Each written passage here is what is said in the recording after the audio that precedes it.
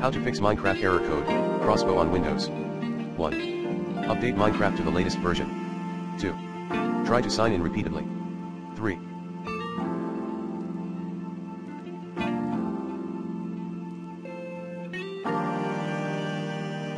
Clear account sign-in data. 3.1. Go to Settings Profile, launch Clear account sign-in data. 3.2. Now. Delete old content logs. 4. Update your network driver using the recommended Avast driver updater in this video guide. 5. Change your DNS settings. 6.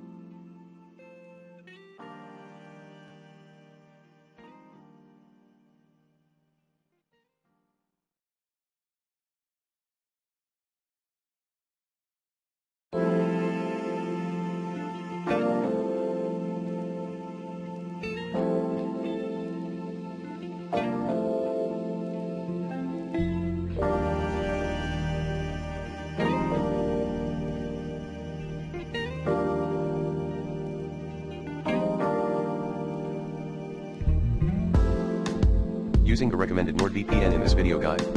7. Uninstall then reinstall Minecraft.